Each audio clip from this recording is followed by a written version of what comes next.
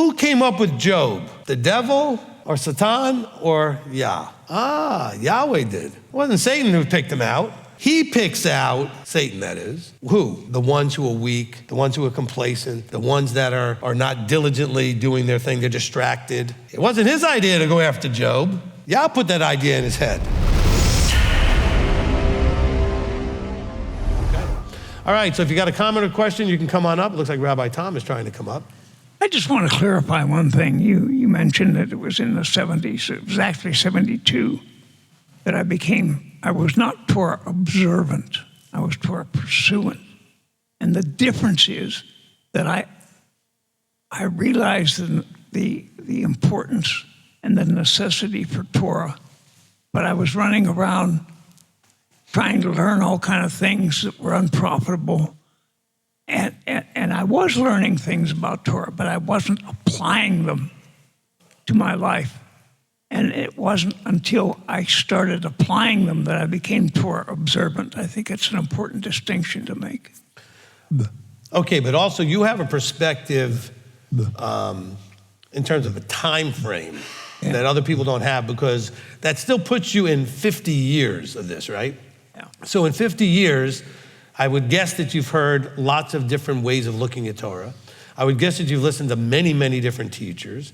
You've come to realize that there was a lot of confusion in the way that was represented. And that's part of the reason for the Ephesians 4:11 people, knowing that there would be that problem.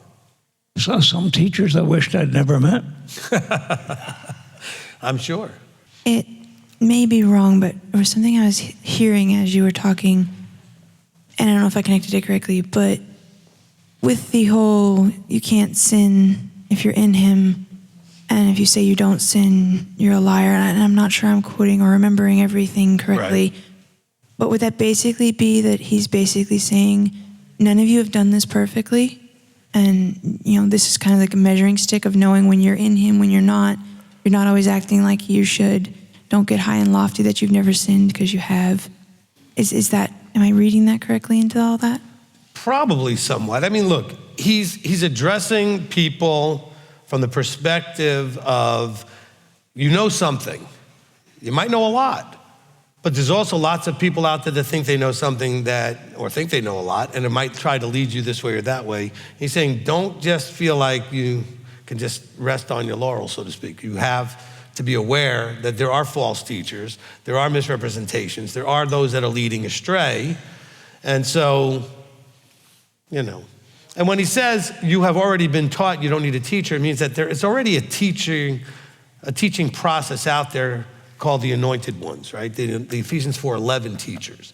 Make sure you're finding one of those. Don't just listen to anybody and everybody that's running their mouth teaching. Now, by the way, they're not necessarily filled with guile trying to lead you astray. They're excited about what they think they know, okay?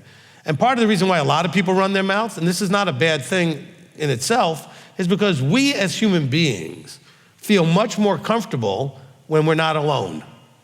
So if you came up with something or you heard something that you thought, oh, this is the truth, but I'm the only one that thinks that right now in my little group, I need to talk to other people so I'm not the only one thinking this. And so without necessarily guile, you're trying to gather people into your way of seeing things so that you're not by yourself, all right? That's one of the motivations. One of the other motivators is a fear. If I don't share this with people, they're gonna go to hell, they're gonna go this, some horrible thing's gonna happen because I have the secret truth and they don't.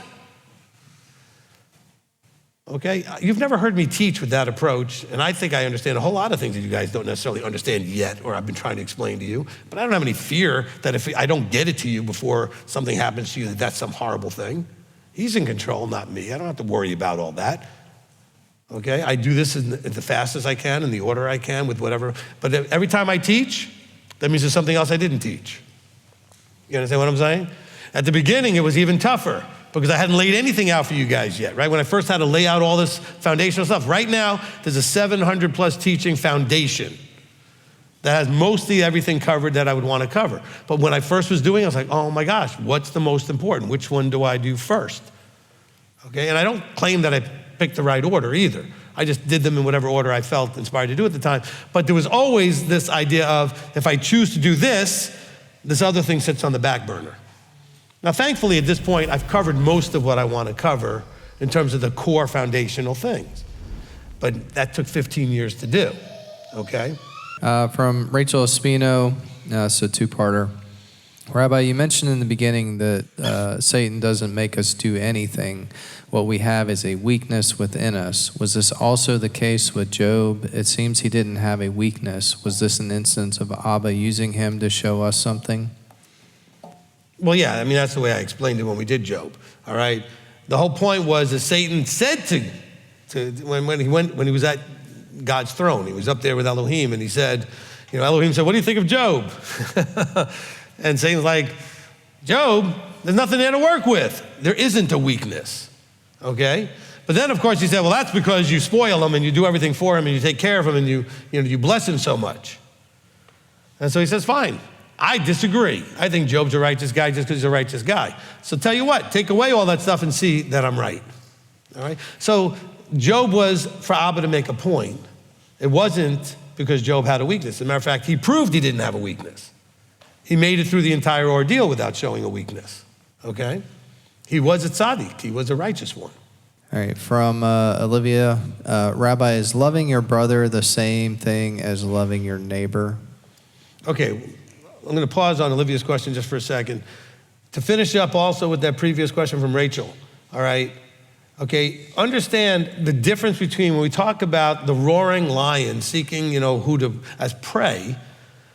Who came up with Job? The devil or Satan or Yah?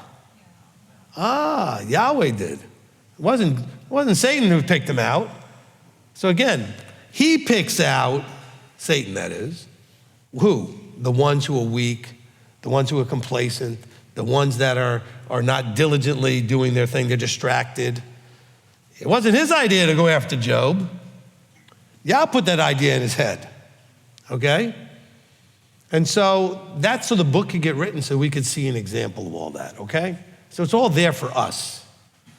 Okay, just like the one person that, of the many, but the one person that Yeshua healed and they said, well, was he this way because he sinned or his parents sinned? He says, no, he's this way so I could heal him in front of all of you. That's the reason he's there. That's the reason the situation is the way it is. So some things are to Yah's purposes more than anything else. But if you notice the consistency with what I've said, Satan didn't come up with choosing to pick on, Job. However, he did pick on Peter. Peter acted that way because Peter had a weakness. Peter had an emotional thing going on, okay? And that weakness was brought out, and he was susceptible, and he acted like a Satan. You see the difference? All right, now to Olivia's question. Olivia, as always, it was great to see you earlier, so it was really good. Loving your brother, is it the same as loving your neighbor? Okay, John is going to be talking about loving the brother. I'm going to say that probably there is a differentiation or distinction. Loving your brother would be somebody in the body. Loving your neighbor would include people not in the body, okay? Because when the loving your neighbor parable comes out, we're talking about having a Samaritan who is apparently at that point looked at as not a part of the group and how they treat this outsider, okay?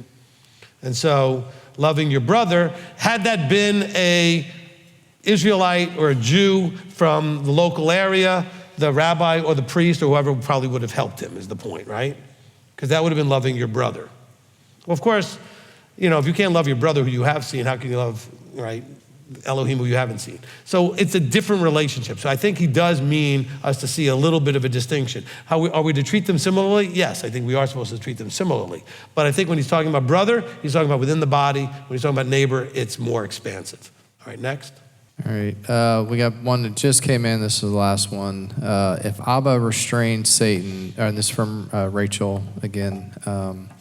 If Abba restrains Satan, does this line up with the concept that he doesn't allow anything we can't handle? Yeah, sure, that would be a part of that. Okay? That's assuming that Satan had something to do with it. Sometimes time and chance just happen to you too, okay? But Abba will allow that again and constrain that so that it's not beyond what you can handle, okay?